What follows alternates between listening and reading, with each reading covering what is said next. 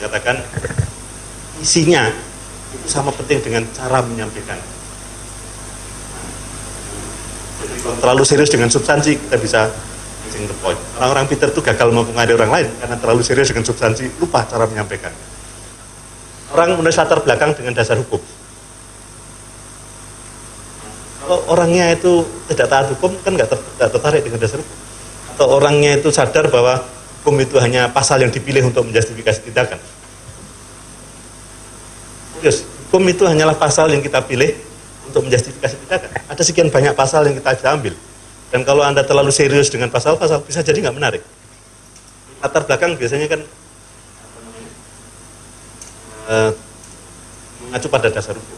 Policy tidak harus sebagai implementasi dari hukum yang besar. Policy itu bisa merespon kondisi darurat. Policy itu bisa merespon situasi yang tidak terbayangkan sebelumnya.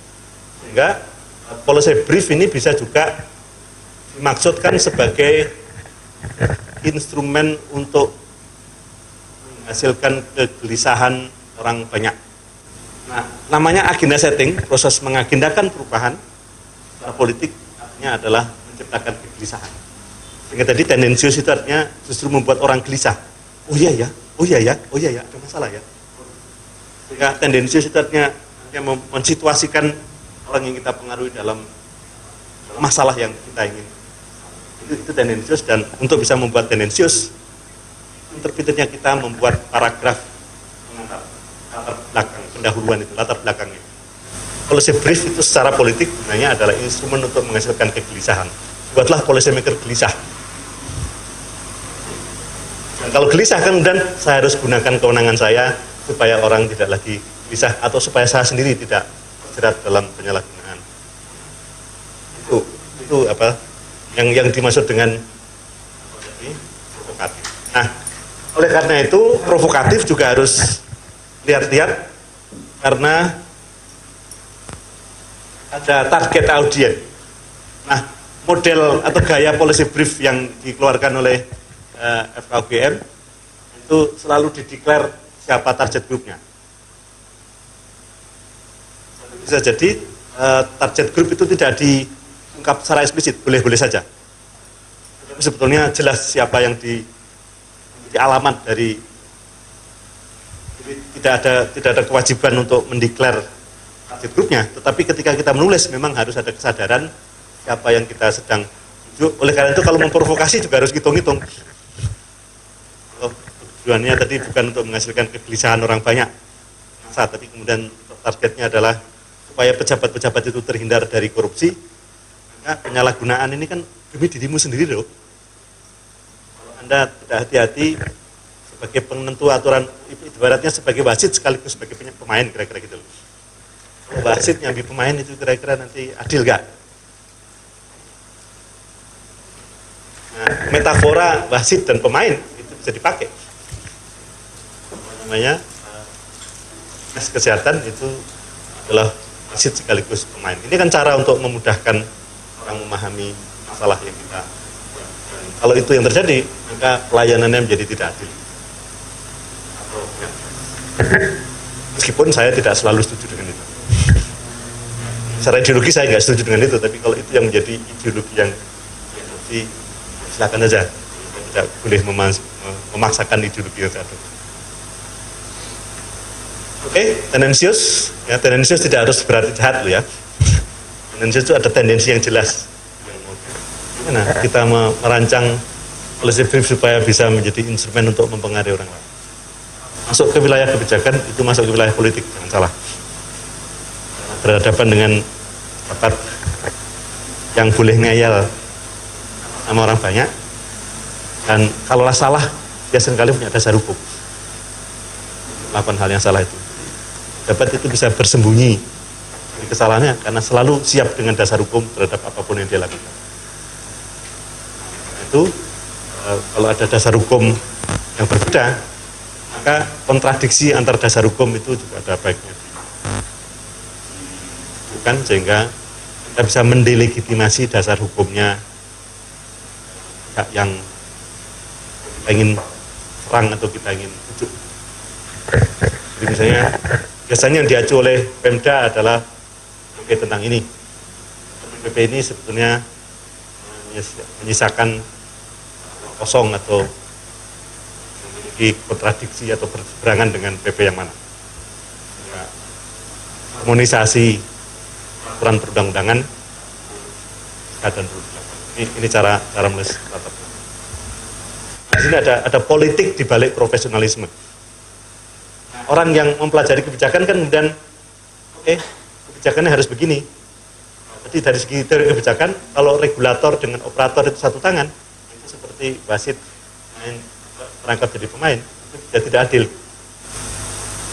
Overview dan ilustrasi kita anggap cukup. Sekarang saatnya kita membedah karyanya bersama-sama. Yang tertarik untuk menunjukkan tapak pembelajarannya. Ini nggak usah takut, nggak usah malu, karena ini kan proses belajar. Anda bukan spesialis, kalau Anda salah itu dimaklumi. Anda masih pemula dan kalau ada peluang untuk make up normal-normal saja. Silakan, volunteer. Oke. Nanti ya setelah ini. Nah, ini mumpung dia mau. Silakan.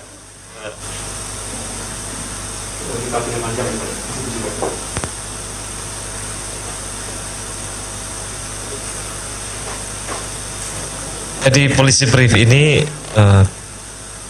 terkait yang kemarin, bagaimana kebijakan BOK itu efektif di daerah, maksudnya di tingkat puskesmas untuk daerah terpencil, perbatasan dan kepulauan.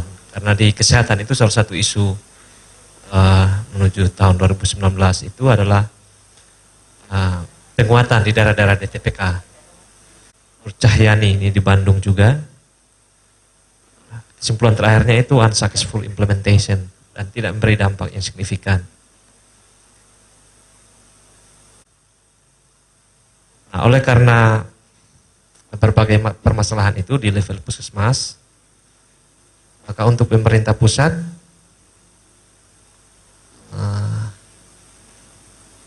perlu meninjau kembali mekanisme transfer ini.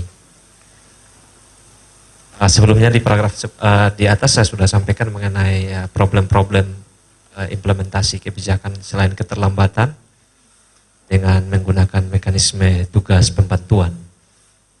Jadi pemerintah pusat yang pertama dia harus meninjau kembali mengenai mekanisme transfer dana dari pusat ke daerah khusus untuk dana BOK. Sebelumnya kan tahun 2011 menggunakan mekanisme bantuan sosial ke puskesmas, tapi itu menjadi temuan karena puskesmas bukan rekening resmi di daerah. Lalu ditransfer langsung ke rekening puskesmas, akhirnya diganti menjadi mekanisme tugas pembantuan. Tapi tugas pembantuan ini juga menyebabkan di dinas kesehatan itu perlu membentuk satker untuk mengelola itu, dan puskesmas harus berurusan dengan tim satker yang jumlahnya juga terbatas dengan jumlah puskesmas yang banyak. Di kegagalan di dalam mengelola itu di satker, mekanisme ini perlu ditinjau kembali dan yang diusulkan adalah DAK. Dengan mekanisme DAK, keterlambatan misalnya juknis dari pemerintah pusat itu bisa teratasi karena dana BOK ini akan masuk dalam pembahasan APBD dan tidak perlu lagi membentuk satker-satker seperti tadi yang searah dengan prioritas nasional. Maka dia sama kalau diidentifikasi maksudnya tujuan dari kebijakan BOK ini dengan PP tentang DAK, dengan fungsi alokasi atau mekanisme transfer melalui DAK. Karena dia kalau misalnya masih tetap mempertahankan itu menggunakan mekanisme tugas pembantuan, padahal yang dibiayai adalah pelayanan yang sudah didesentralisasikan ke daerah, berarti mekanisme tidak sejalan. Kemudian juga alasan kedua mengenai kekhawatiran bahwa DAK itu hanya untuk belanja fisik. Jadi ada argumen lain yang mengatakan bahwa kalau dialokasikan melalui DAK berarti nanti fisik. Padahal BOK ini kan untuk pembiayaan operasional. Untuk lihat teknis mengenai DAK itu ditentukan oleh Menteri Kesehatan. Jadi Menteri punya kewenangan yang luas untuk itu. Jadi dia bisa sebenarnya menetapkan bahwa DAK ini untuk operasional. Jadi tinggal komitmennya Kementerian Kesehatan. Nah kalau melalui mekanisme tugas pembentuan dia bisa lakukan itu, kenapa untuk DAK juga tidak bisa dia lakukan? Kemudian alasan dengan berbagai pasal sudah dimasukkan dan saya belum merubahnya juga. Memang ini harus lebih dipersingkat lagi. Yang keempat soal alasan praktis, kerumitan pertanggungjawaban. Kalau melalui APBN berarti kan harus melalui KPPN. Dan KPPN ini tidak tersedia di setiap kabupaten. Dia punya regional masing-masing. Dan ada, termasuk keterlambatan tadi adalah bagaimana menyampaikan SPM dari dinas, berbagai macam dinas kabupaten dengan daerah-daerah terpencil ini kan sangat luas dan juga secara geografis menyulitkan. Belum lagi beban kerja di level operasional. Nah itu untuk pemerintah atau kementerian yang diusulkan.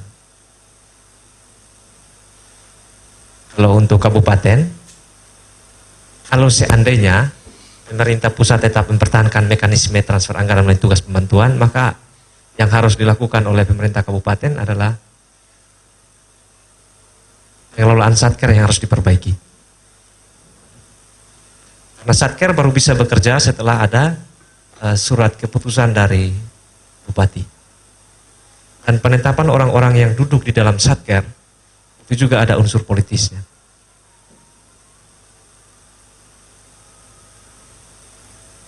Kemudian sumber daya kesehatan di puskesmas dalam hal perencanaan, karena keterlambatan itu bisa terjadi karena penyusunan plan of action, baik itu secara tahunan maupun bulanan. Terus pengerjaan pertanggungjawaban. Untuk daerah-daerah terpencil ini kan sulit. Sulitnya pertama kualitas SDM-nya sudah tidak memadai. Kemudian secara teknologi juga minim.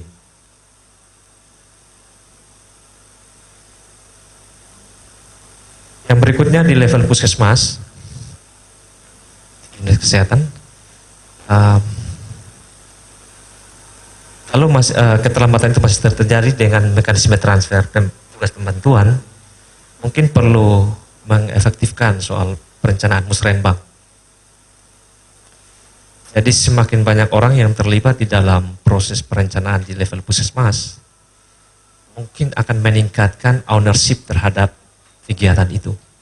Sehingga tanpa, maksudnya dengan adanya keterlambatan, maksudnya kegiatan itu bisa dieksekusi dengan modal sosial yang ada di level puskesmas. Tidak perlu menunggu dana itu turun. Dan itu harus dimulai dengan partisipasi tenaga-tenaga di puskesmas di dalam forum-forum seperti tadi. Karena sekarang musrenbang itu seolah-olah hanya sebagai proses formal yang miskin dan tanpa makna. Dan ada beberapa mekanisme informal yang perlu ditempuh kalau memang keterlambatan itu masih tetap ada. Tapi mekanisme informal ini berpotensi untuk terjadinya penyalahgunaan. Misalnya kalau terjadi penggunaan dana kas internal atau misalnya meminjam uang menggunakan dana pribadi petugas, ini juga akan menurunkan semangat di dalam bekerja. Masih perlu diperbaiki lebih banyak. Ada 6 halaman Pak, jadi rencana mau dibikin jadi 3 saja dengan lebih padat lagi nanti.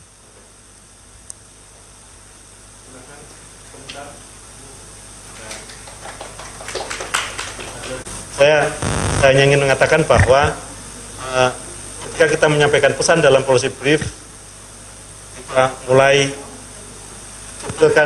rapikan rekomendasinya. Setelah itu kemudian kita ekspresikan dalam judul. Kita gunakan untuk mengedit judul. Judul itu memang diedit.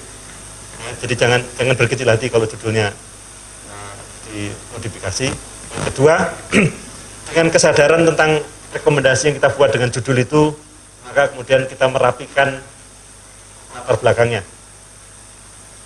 belakangnya tadi, kalau ini adalah soal kesehatan primer, bahasa teknisnya, pemerintah punya komitmen untuk menjamin kesehatan primer, dan oleh karena itu dibuat dana PROS, POK, dan seterusnya. Hanya saja selama ini implementasinya tidak lancar. Nantoro dan seterusnya bisa dicantumkan di situ sebagai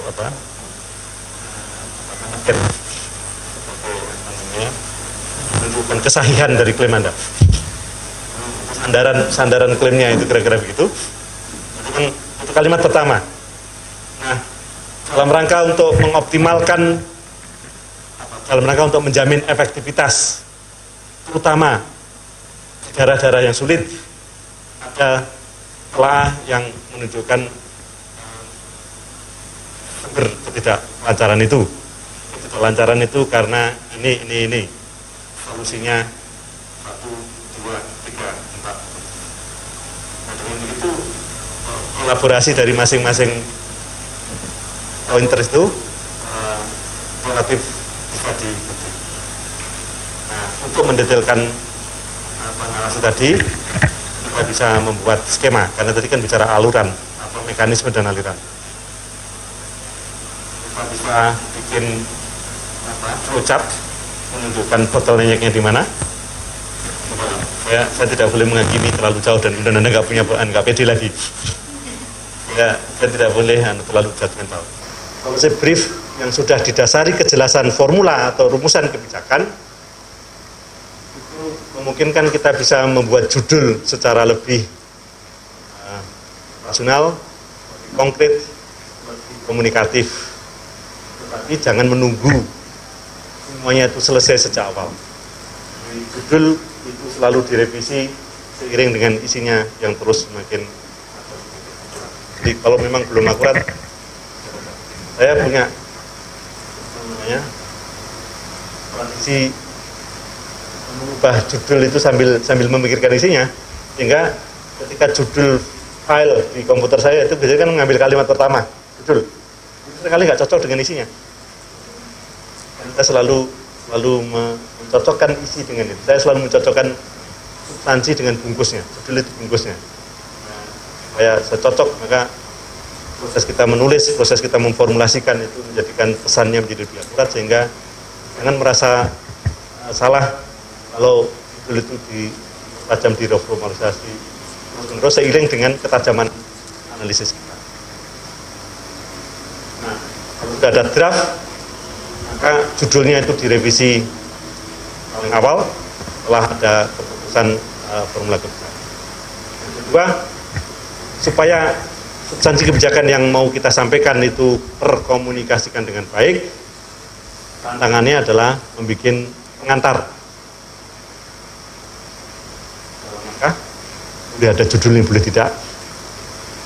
Tetapi membuat pembaca bisa memahami isu persoalan yang kita ingin sampaikan. Kalau persoalannya itu adalah kearifnya kebijakan kesehatan, kearifan dalam pemberdayaan bayi, maka yang tidak arif itu ditunjukkan.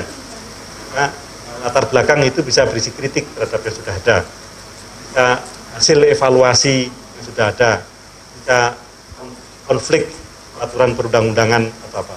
Jadi ada sekian banyak cara untuk memberikan pengantar. Yang menurut saya paling menantang adalah membuat pengantar yang padat dan singkat. Nah, antara pengantar dengan kesimpulan yang sudah kita buat, itu isinya adalah analisis telaah atau konteks atau apa. Nah, disitulah peluang kita untuk mendudukkan persoalan secara lebih. Nah, disitulah kita harus memilih cara untuk berkomunikasi secara cepat, bisa dengan skema, bisa dengan flowchart, bisa dengan tabel, bisa dengan apapun. Catatannya jangan terlalu banyak, jangan terlalu sedikit, jangan berbeda dengan narasi. Kali itu kita punya insting untuk seluruh tabel yang kita buat itu kita taruh di situ. Pilih tabel yang paling inspiratif, paling membantu memahami persoalan. Kalau tabel untuk laporan itu masih terlalu rumit, sederhanakan. Kalau tabel itu bisa misalnya gini, kalau kategorisasinya itu banyak sekali, lalu kemudian kita sajikan dalam pie chart. Kalau kategorisasinya itu ada 15 aspek, dan kita taruh dalam pie chart, kemudian persentasenya itu sekitar 5, kan kecil-kecil semua, itu nggak informatif. Nah, itu bisa dilakukan regrouping, sehingga pie chartnya, ukuran yang dipotong itu, dengan begitu arah kebijakan jadi lebih mudah. Pilihan instrumen atau pilihan cara untuk mengkomunikasikan itu juga menyangkut seni berkomunikasi, dan ini hanya bisa dikuasai melalui latihan, sehingga saya kira tidak fair kalau kita tuntut selesai hari ini. Mengakhir, naskah yang sudah kita tulis harus disertai dengan nama lembaga yang harus bertanggung jawab, dan jadi selebaran gelap. Kalau ada lembaganya ya logonya, alamat, dan seterusnya menjadi penting. Dalam kasusnya ini dalam contoh yang kita punya, bahkan ada kontak personnya.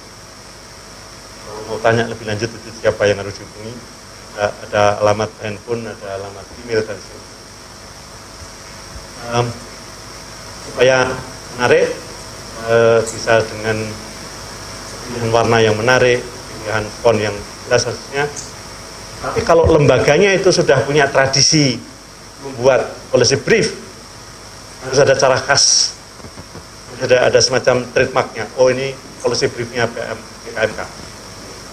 Ada semacam template-nya. Jangan ganti-ganti tiap kali bikin ganti-ganti, nanti nggak ketemu kekhasannya.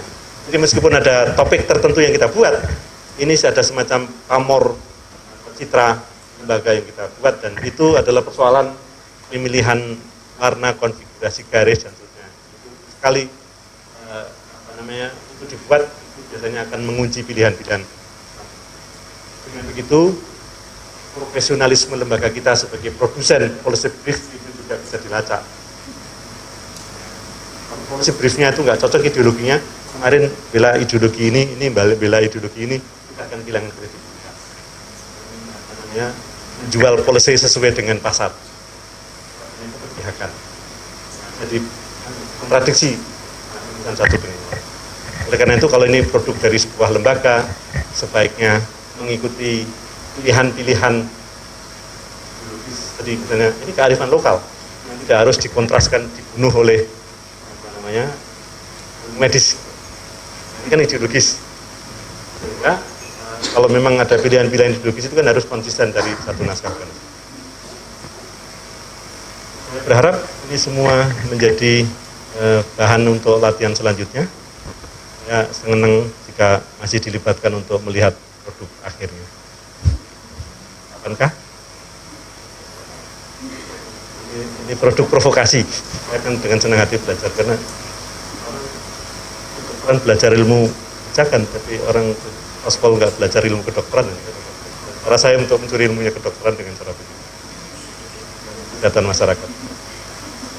Baik, kalau dalam penyajian materi ini ada yang